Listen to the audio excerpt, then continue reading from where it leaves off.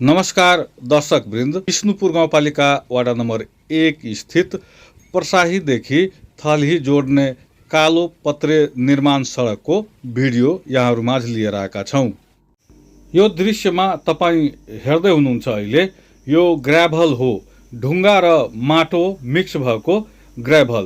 यो 1.5 किलोमिटर सडक निर्माणको ठेका अंशुमन जेभी कम्पनीले पाएको छ र त्यो निर्माण कम्पनीले 90% माटो मिसिएको र ढुङ्गा मिसिएको ग्राभल सडकमा हालिरहेको अवस्था छ। हामी रिपोर्टिङ गर्न जाँदा त्यो ठाउँमा 90% माटो र ठुला ठुलो ढुङ्गा चाहिँ भएका ग्राभल रोडमा ओछ्याउने काम भइरहेको छ। सङ्घीय सरकारको 1,85,00,000 सम्पूरक अनुदान र विष्णुपुर गाउँपालिकाको 1,85,00,000 गरी जम्मा 3,60,00,000 लागत मूल्याङ्कन भएको यो सडकको ठेक्का अंशुमन जेबीले 3,49,00,000 मा पाएको छ। 2079 पुस 28 गते निर्माणका लागि सम्झौता कम्पनीले गरेपछि 2079 माघ 23 गते विष्णुपुर गाउँपालिकाका अध्यक्ष उमेश प्रसाद यादवले यो सडकको शिलान्यास गरेका थिए। तर अहिले कमसल सामग्री प्रयोग भएर निर्माण हुँदा गाउँपालिका अध्यक्ष यादवले यो ग्राभलको चाहिँ पैसा नदिने हामीलाई जानकारी दिएका छन्। उनले आफूले कम्पनीलाई यस्तो रद्दी ग्राभल प्रयोग नगर्न, कमसल सामग्री प्रयोग नगर्न भने पनि काम नरोकेपछि उनको रकम भुक्तानी नहुने हामीलाई जानकारी दिए। सञ्चारकर्मीको एक टोली अध्यक्ष यादवसँगै त्यो सडकको अनुगमन गर्न पुग्दा कमसल सामग्री प्रयोग भएको पाइएको हो।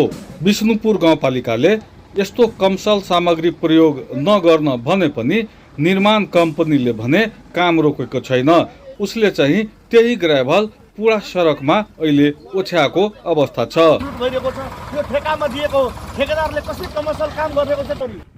2079 साल पुस 28 गते नै निर्माणको सम्झौता गरिसकेका निर्माण कम्पनीले काम भने आषाढको सुरुवातदेखि नै सुरु गरेको अवस्था छ। निर्माण कम्पनीले जसरी भए पनि सशर्त अनुदानको 1,85,00,000 रुपियाँ यही आषाढ मसान्तमा उठाउने हिसाबले काम गरिरहेको छ। हामी फागुनमा शिलान्यास गरेर सुरु गराएको काम ठेकेदारलाई पटक पटक आग्रह गर्दा फोन गर्दा आएर अब उहाँको 18 महिनाको टाइम थियो, त्यसै कारणले उहाँले ढिलो गर्नुभयो। अहिले आएर चाहिँ काम सुरु गर्नुभयो। आएर हेर्दा यो ग्राभल चाहिँ एकदम थर्ड क्लासिक ग्राभल हालिरहेको थियो। यसलाई चाहिँ तुरन्तै आएर चाहिँ रोकाएको छु। अब यो सडकमा काम हुँदैन, राम्रो काम हुन्छ, राम्रो काम हुन्छ। यो आषाढे विकास समाधान गरिराख्नु भएको छ।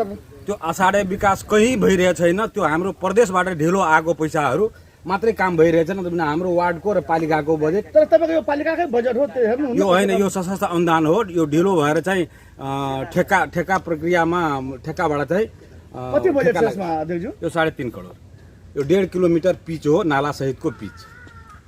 पर्साहीदेखि किलोमिटर 1.5 किलोमिटर चौडाइ कति छ? चौडाइ चाहिँ 7 मिटर। दुईतर्फी नाला हो। दुईतर्फी नाला, तर नाला चाहिँ 100% नाला छैन, बस्तीमा मात्रै नाला छ। कालो पत्र कुन किसिमको छ? अब त्यो प्राविधिक नभएको यो सशस्त्र अनुदान हो। सङ्घ र पालिका बराबरी हिस्सेदार। अहिले जुन यो गुणस्तरहीन जुन काम भइरहेको तपाईँहरू पनि हेर्नुभयो, यो गुणस्तरहीन काम भइरहँदा चाहिँ अब यो काम जारी रहन्छ कि? एकदम जारी रहँदैन। तपाईँहरू पनि यहीँ हुनुहुन्छ। 3-4 टिप मात्रै, 3-4 ट्र्याक्टर मात्रै हालेको छ। त्यसलाई हामी सबै मिलेर रोकेका छौँ। त्यो तपाईँहरू पनि देख्दै हुनुहुन्छ। यो कामको भुक्तानी हुन्छ कि हुँदैन? यो हुँदैन। कसरी हुन्छ? यो यस्तो यो ग्राभल हो, यो माटो हालेर चाहिँ हामी चाहिँ आफ्नै गाउँमा चाहिँ आफै पैसा हालेर गाली सुन्नु।